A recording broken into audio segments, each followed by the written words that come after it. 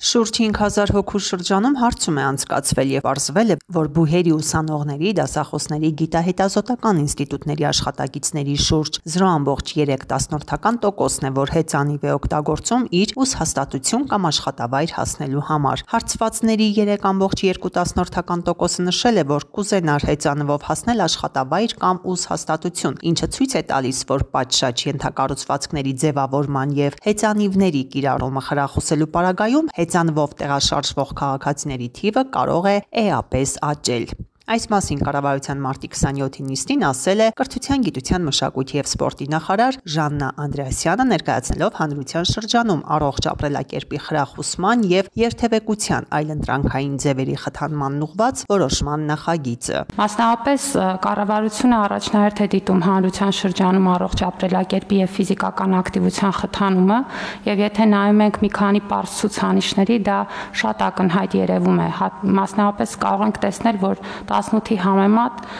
մենք ավելի քան 10 անգամ ավելացրել ենք մասսայական սպորտին ուղղվող պետական հատկացումները հենց այս թիրախը ունենալով։ Պետք է նշեմ, որ 2021-ից ներդրվել են մասսայական սպորտի նոր միջոցառումներ, մասնավորապես վարչապետի գավաթի 5 մրցաշարերը, որոնք նպատակ ունեն զարգացնել եւ խթանել հանրության մասնակցությունը տարբեր մարզաձևերին, նաեւ մրցաշարերը կազմակերպելով տարբեր մարզային բնակավայրերում նպաստել այդ բնակավայրերի տնտեսական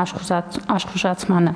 Նախորդ տարի այս մրցաշարերին արդեն իսկ մասնակցել է ավելի քան 9600 մարդ, որը նախորդ տարվա ցուցանիշից 48%-ով ավելի է։ Նախորդ տարվանից մենք 3 մրցաշարեր վերափոխել ենք դպրոցական ձևաչափի, սեղանի թենիսի, թիմային խճուղավազքի եւ հեծանվավազքի, նպաստելու նաեւ դպրոցականների շրջանում սպորտով զբաղվելու եւ ֆիզիկական առողջ ակտիվության ցուցանիշներին։ Պետք է նշել, որ դպրոցական հեծանվավազքի կազմակերպման եւ դպրոցականների շրջանում հեծանիվ վարելը խթանելու նպատակով նախորդ տարի ավելի քան 6500 հեծանիվներ են գնվել եւ տրամադրվել մեր հանրապետության բոլոր դպրոցներին, կազմակերպվել են նաեւ վերապատրաստումներ հեծանիվների ճիշտ շահագործման եւ գրագետ կիրառության համար։ Այս քաղաքականության շարունակությունն է ֆիզիկական առողջ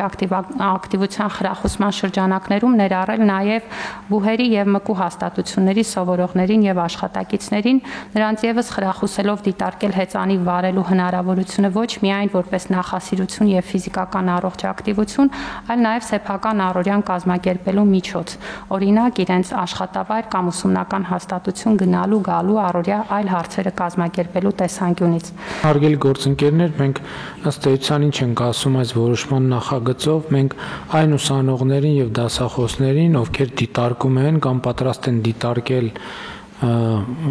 հեծանիվով գնալ դասի եւ վերադառնալ տուն կամ հեծանիվ օգտագործել որպես տրանսպորտային միջոց, կառավարությունը պատրաստ է աջակցել այդ նպատակով վերցրած վարկի տոկոսի սուբսիդավորման ձևով։ Այսինքն քանի տոկոսն ենք մենք սուբսիդավորում, տիկին 16% է տարեկան դրույքաչափը եւ այդ ամբողջ հատվածը սուբսիդավորվելու։ Այսինքն զրոյացնում ենք տոկոսը։ Այո։ Տոկոսը զրոյացնում ենք բոլոր այն քաղաքացիների ներողություն ուսանողների եւ դասախոսների համար, ովքեր պատրաստ են հեծանիվը դիտարկել որպես փոխադրամիջոց